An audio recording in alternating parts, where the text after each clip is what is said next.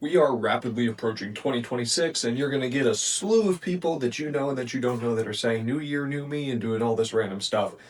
Very few people are actually going to change. There are going to be a lot of people that are in pretty much the exact same spot this time next year that they are right now, and they're going to wonder where the heck did that year go. So today we're going to be talking about change, how to make it happen positively in your life, and the different principles and things that you need to be aware of. So first and foremost, there are a few underlying principles that we need to agree on. The first, cliche as it sounds, is that nobody is coming to save you, right? Your success, your failures are 100% your responsibility. Now, you can choose to blame other people for those, but that is also going to outsource the blame for your successes, right? Because it doesn't go both ways. You can't blame everyone else when things go wrong and then take credit when things go right. Either you are in the driver's seat and you are in control of your life and taking responsibility for it, or you're not. And you can try to stay in that limbo territory, but until you actually take ownership of the good and the bad, you're not going to have enough control to really orient yourself and freely choose where you want to go. So the first step is to, again, just accept responsibility, accept that your friends, your family, your spouse, the government, members of your church, whatever, nobody else is responsible for how your life goes. We can argue about justice and fairness and equality and all these things all day, but at the end of the day, like, life is inherently competitive, it's vicious, and random things are going to happen that get in your way. And the people that win are not the people that have no problems, they're the people that know how to persevere through those problems and to make something good happen on the other side of it. And so that's what we want to become, right? Is resilient, smart, tough, and just able to take on those challenges. So after we've accepted that part, the next thing that we need to realize is that positive change is essentially the point of life. If you look at anything in the world, whether it's the human body, a plant, a star, whatever, there's this basic principle that if you're not growing, you're dying. And this comes out everywhere that you look, right? There is no such thing as an equilibrium. There is no neutral ground because circumstances are never the same. They are constantly changing. And so if you are not actively moving forward in some area of your life, you are sliding backwards, sometimes through self-destructive behaviors and sabotage, and sometimes just from entropy, which, if you're unfamiliar, that describes the habit of everything in the universe to lose momentum, to return to baseline, right? Just this war of attrition. This also happens to the human psyche, right? If you're not actively going to the gym and working out and trying to get stronger, entropy is going to weaken you. Even if you're not living a terribly unhealthy lifestyle, if you don't test your muscles, right? If you don't exercise them, you're going to naturally lose strength over time. The same thing happens for your mind. The same thing happens for positive habits. The same thing happens in relationships. If you're not actively reinforcing whatever that thing is, it is going to slowly slip away. And then again, suddenly you wake up a year later and you say, where did all that time go and how did I get to this spot? Right? So we need to accept that it's not only necessary, right? I would argue even the core calling that God has, because when you think about it, the basic command that God gives to every single thing in the world is just to be. Whether it's a rock or a bird or the sun or you, every cell in your body, right? If we understand that God is the principle of being, everything is modeled after that. So whether you have a conscious mind or, again, you're just a rock, you are fulfilling your calling if you are being, if you are obeying that command to exist. Now, the issue that arises with our free will is that we can cooperate with that or we can reject it. When we fulfill that command to be, we would understand that as living up to our potential, to becoming the person that we're called to be, right? To become. But if we choose not to cooperate with that, then we wither and we die. And it just becomes this like soul crushing, writhing ball of anxiety and fear and discomfort and not really knowing where to turn, right? So the goal is to figure out who you are made to be, what you're called to do, right? The things that you're naturally inclined for, the things that you're being pushed toward, and then to accept those and live up to them. So we have established that it's on you. Nobody else has a responsibility for it. We've established that there's a basic command for you to move forward. You should be improving, you should be growing. The next thing that we need to recognize is that that is not going to happen by accident. You can go to the gym, but if you just kind of flail around, you don't really have a plan, 99% chance you're not going to just randomly stumble into the exact right combination of eating and rest and recovery and working out that you're going to get the results that you want. Now, every so often, somebody does get lucky, right? You got the random kid that just sinks $1,000 into crypto, not really knowing what he's doing, and then boom, he's a millionaire. But does he have the foundation to hold on to that money? That's the question, right? Because if something is an accident, by definition, it is not by design. So it's out of the ordinary, right? And our goal for success in any area is to have it be by design because then it's sustainable and it's repeatable. And so you need, and this is true for like any area of life, right? Unless you have cold hard data that demonstrates I am in the, top 1% of IQ or basketball ability or playing the piano or whatever, unless you have cold hard data that proves that you are above average or below average, it's safe to assume that you are about the average.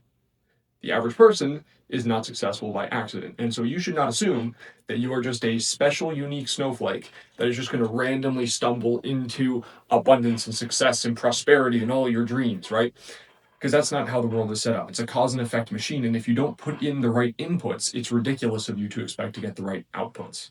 And so if we approach our goals with intensity and with focus, we might not hit them, but we have a much better chance of getting there than to just kind of like close your eyes and throw darts at the wall and hope that you get a bullseye, right? And it's the same principle for any other of your goals. Now, the reason this is top of mind for me is because earlier this week I woke up and I realized I am genuinely a different person than I was. And I could tell because I felt differently, I was behaving differently, I was thinking differently. And this was noteworthy for me because if you're not familiar with my story, to make a long story short, I have gone through just a ridiculous number of changes in where I'm living, lifestyle, career, relationships, just all sorts of stuff over the past several years. And typically, I found that I become a new person every 6 to 8 months. I don't know if that's just like a principle of reality, and that's typically how fast humans develop. My hope is that I can improve that iteration process so I become a better human at a faster rate and I level up faster. I don't know if it's not logically impossible. I don't know if that's probable. But regardless, the point is like I've become a different person every so often, many times over the past several years. But it's typically the kind of thing where it's this slow, just like brick by brick, this slow buildup that you don't really notice in the day to day. And then one day you wake up and you're like, oh, I'm not the same as I was 6 months ago. But in this case, I woke up on Monday, or maybe it was Sunday. It was very recent. And I said, I'm not the same person I used to be. And that was such a bizarre feeling. And so the question is, how do you iterate? How do you improve? How do you level up? And how do you consciously recognize that? Because again, it's not going to happen by accident. Now, this is something that I've started to really absorb from Brad Lee in my time working for him and in his companies and partnering with him on some different stuff is to be successful, what he says, and this is demonstrable in my own life, you need the right mindset, you need the right skill set, and you need the right habits. You need to get your mind right. Because if your mind, your conception of reality isn't accurate and it's not productive, you don't have a foundation for any success. You need the skill set to actually go after the thing you want to do, and then you need the habits to make that repeatable, right? So we're going to start by talking about the mindset component because this is just the critical part that you absolutely need to consider and something that I overlooked for the longest time, to my detriment. It was a huge mistake to do that uh, because I didn't realize how important it was. So to kind of give some context for this, I started working in Lightspeed VT in like April or May. So coincidentally enough, it's right around that 6 to 8 month mark. But it was a remote position. right? You didn't have to go anywhere. You could just do your thing, talk to people, make some money. That's the idea with any remote position, especially if you're, sales or freelance or whatever. Just doing something that is much more contingent on performance as opposed to just the raw time that you put into it. And so I got signed up. I have some previous sales experience. I was excited for it. I said, hey, Brad's pretty outspoken about his beliefs on social media, so I have a reasonable degree of belief that he's actually going to follow through with what he's, saying he's going to do for me, and the opportunity I'm going to have. I was absolutely right on that, by the way. But the problem was when you start out in a position like that, in a remote position, you don't have the accountability structure of an office environment. You don't have the people around you keeping you accountable. You don't have anyone to keep you on task. And some people don't need that. Like Joe McCarthy, the real Joe McCarthy, you can look him up here. Awesome dude, good friend of mine.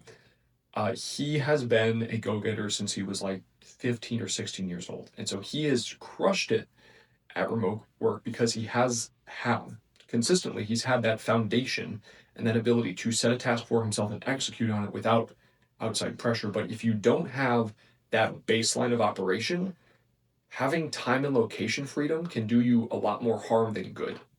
Because I mean, it's the exact same thing that we see with, for example, drug abuses and things like that, where freedom it's not an end in itself, it's a means to an end. And that doesn't mean that you can just, willy-nilly run over people's freedoms, but it also means that if somebody doesn't have the proper moral foundation and again the proper character to use their freedom responsibly for their good, they will usually just end up destroying themselves and others because self-destructive behaviors and short-term thinking are typically more pleasurable. They typically give you a dopamine hit quicker. They're typically easier to do and more accessible than actual good because of that old saying, it takes years to build something and a few minutes to destroy it, whether it's your building or your reputation. It's the same thing, right?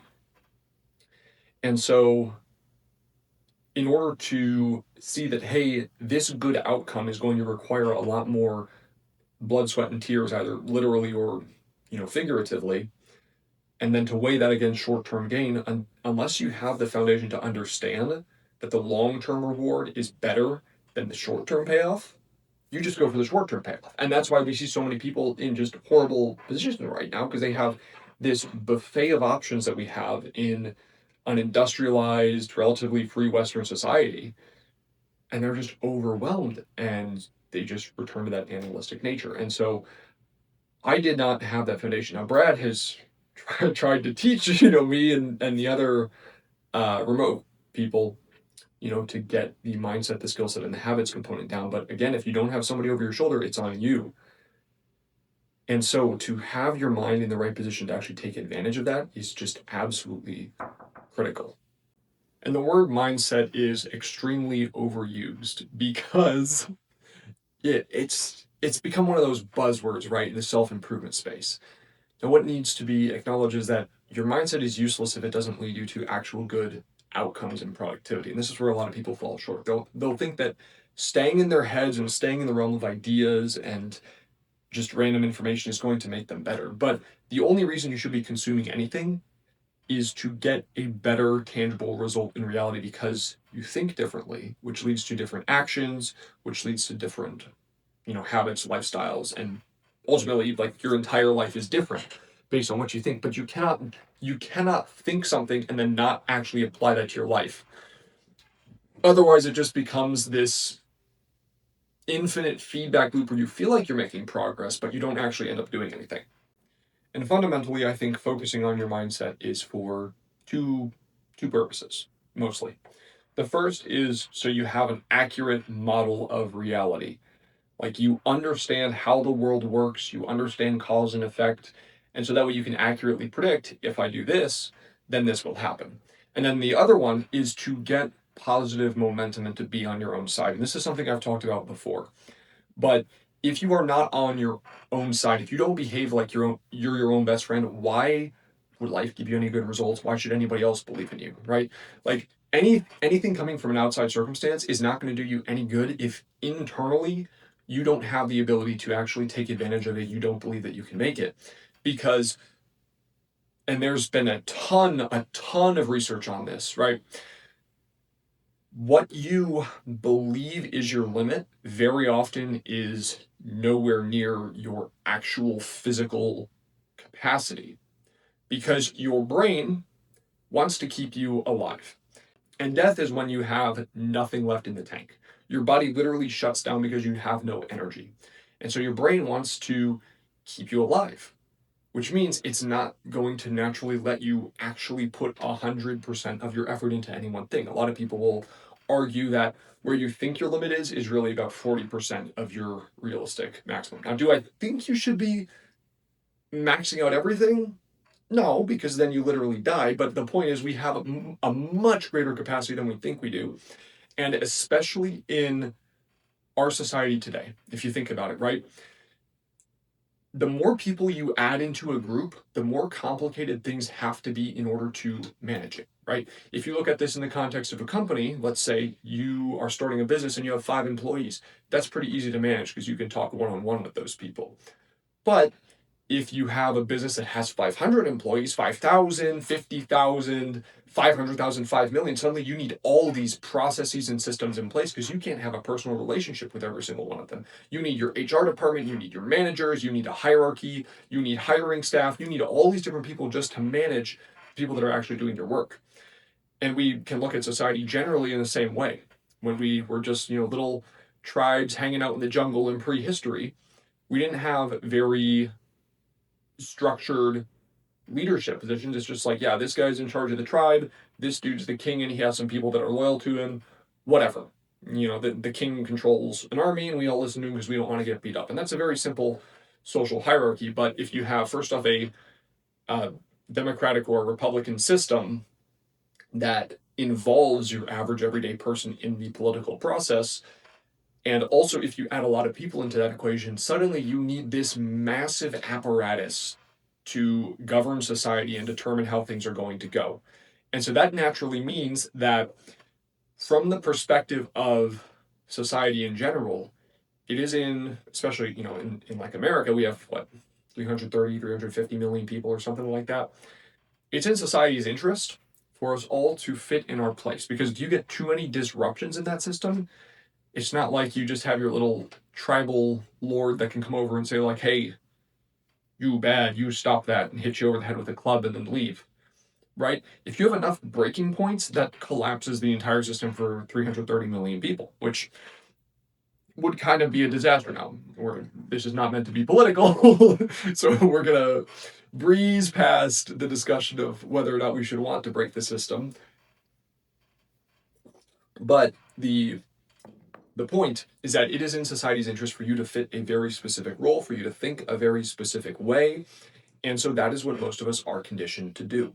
Like if you look at the college system, for example, with we could call it the democratization of college degrees, which just means like as it's made accessible to more and more people, it's become less and less about transferring actual skills that are useful in the workplace and more about demonstrating to employers that you can show up on time, you can work consistently, you can get things done with a reliable degree of certainty, right?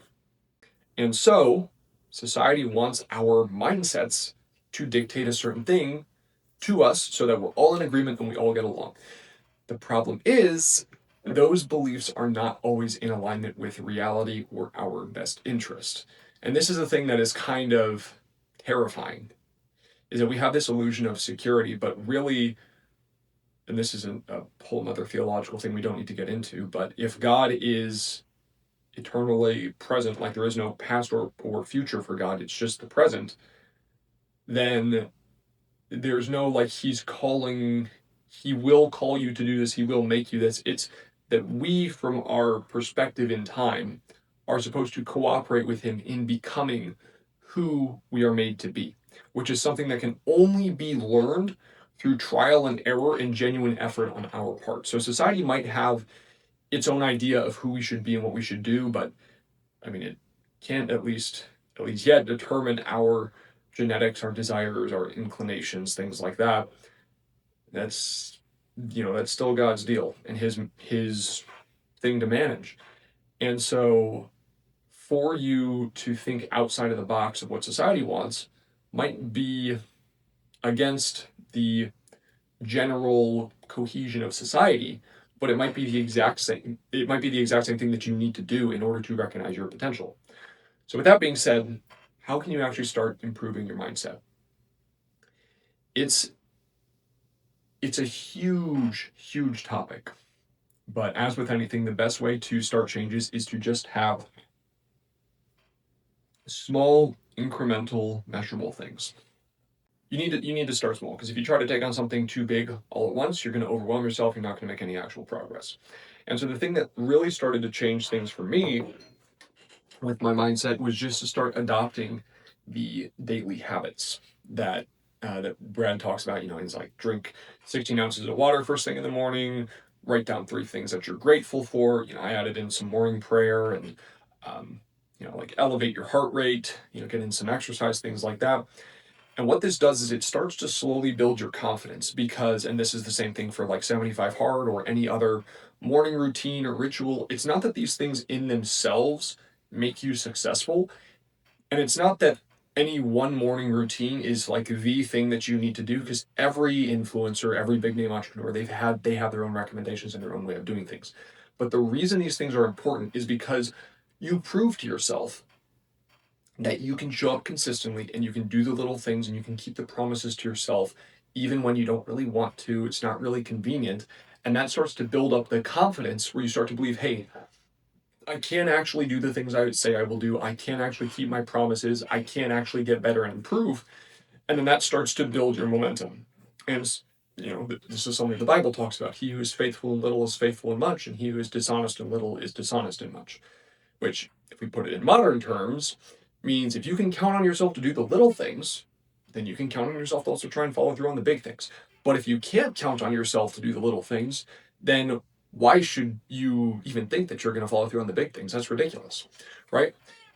And so, whatever that discipline is, it can be something very small, but you need to be especially starting out your days. Establish positive momentum early on, because that starts to snowball and carry you into the day, as opposed to starting with like just scrolling on your phone for an hour and then you just downloaded all this slop and this negative energy and everything into your head to start the day. Instead, you start out positively and you try to keep that going, because that's a lot easier to do.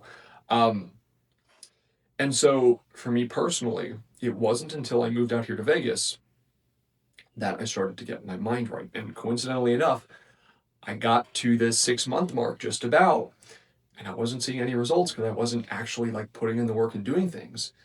And I almost got scared and jumped ship. And I actually almost tried to join the Coast Guard. Long story short, God said no. We'll get into that some other time. But the real reason that I decided not to bail on this and move to something else is I realized this is becoming a pattern where I will halfway commit to something and then jump ship and go do something else. And if I don't nip it in the bud here with this awesome opportunity that's right in front of me, I'm just going to have to deal with it later in a position that's probably nowhere near as good. And so like I said, I moved out to Vegas. I really started doing the work. And I started getting myself around positive people, consuming positive information, limiting what I was concerning myself with more from a like political perspective and things that are way outside my control, and instead just focusing on like going to the gym every day. Reading is huge, to get positive information and to learn, in many cases, like actual scientific facts and data that will show to you how much capacity we have as human beings and how little we actually tap into. And then again, to help you better model the world. And once you get that going, you start getting the mindset component down. Then you start to believe, hey, I can actually achieve things. I can actually do things. And then you move on to the skill set, which is where that momentum starts to carry over into what you do in your day-to-day life, because you believe, hey, I am capable of things. And you stop viewing failure as something that's bad, as a roadblock or something, but instead as a step in the process to actually learning how to do things right and how to win. Because you think about learning to ride a bike. It's not that you get on it and you're good at it or you're bad. It's that you get on it and you fall off, and you get on it and you fall off, and you get on it and you fall off, and eventually you learn how to balance on it. But the only way you do that is through the trial and error of learning what not to do. And that's exactly what the skill set component is, which is why people stop in building a constructive skill set if they don't have the fundamental mindset. Because if you don't have the basic foundation that, like, hey, I'm a good person, I have what it takes, I got other people's best interests at heart, I'm courageous, I'm noble, whatever you need to believe, right? If you don't have those fundamental building blocks and the confidence in yourself in place, you're not going to be able to push through uh, to actually build a skill set to get where you want, because you're not going to see how it's worth it, because you're not going to actually believe that you'll get there when you meet resistance. Because again, you're going to interpret that as a no, this is not for you, as opposed to a, oh, that's like a, you know, like a little boss in a video game or something, or an enemy you have to defeat to get to the next level. And then once you get those going, then we move on to the habits component, which is just to take these things and to ingrain them in yourself. One of the most important principles that I've really started to try to adopt as I've been learning more about personal development and leveling up and becoming a better person is that the things that are sustainable are better than like a one hit wonder. If you can perform at a level 50 7 days a week, that is going to get you way further in the long run than performing at 100% one day and then being incredibly burned out and doing zero the next. Because instead of having this like slow progress upward, it's going to be up and then crash, and then up and then crash, and then up and then crash. And you can't establish momentum like that. You don't get any consistency, and you basically have to start from zero every day, as opposed to performing at maybe an objectively lower level, but it compounds over time, right? If you look at the, compound interest, right? You just plug that thing in. It doesn't look great at first, but the 1% improvements every single day improves. Actually, let's Google this. Oh, my phone's right there. Okay, yeah. So this is from James Clear's Atomic Habits, which is a pretty popular book in personal development, which talks about how getting 1% better every day is not a 365% improvement. In other words, like a little bit over 3.5 times better improvement, but because the 1% also compounds on itself, you get almost 38 times better than you were mathematically if you just improve by 1% every single day. And so that's incredibly important to remember, is that it's not about these huge wins right away. It's about, again, establishing the momentum so you start to get consistent wins and then just gradually building upon it. And then sooner or later, that thing just takes off. Another principle that's really important here is from Rhonda Byrne's The Power, where she talks about how to establish positive momentum, you don't need to get 100% before you start seeing improvements. All you need to do is get to 51% positive momentum. You just need to be doing a little bit better than you are doing poorly. And then that will start to build on itself as long as you don't relent and you don't give up. And so, again, this is a part of the mindset that is so fundamental to actually feeding into that. But once you start to get that ball rolling, it becomes this self-reinforcing feedback loop. And so when I moved out here to Vegas, I got the mindset, skill set, and habit part down so quickly because suddenly I had the accountability, I had the surroundings, I have a ton of amazing people around me that also want to improve and level up and are thinking along the same lines. And so your surroundings, they certainly affect your dispositions. If they're not, it's not like, oh, you're destined to do absolutely nothing if your surroundings are terrible, but it definitely biases you one way or the other. And so if you can get around an environment that is actually constructive to your goals, whether that's just reading books and consuming podcasts and YouTube videos and stuff from people you admire, or actually physically getting around them, anything to start getting the majority of your life to be positive and uplifting and kick you in that right direction is going to be the way that you want to go. And so that is really going to be the key to winning in 2026, is not to just spin your wheels and kind of flail around and hope you do things well, but to have a tactical plan to get the mindset, the skill sets, and the habits down, and then to just lock in and do the work. And that's another really important thing.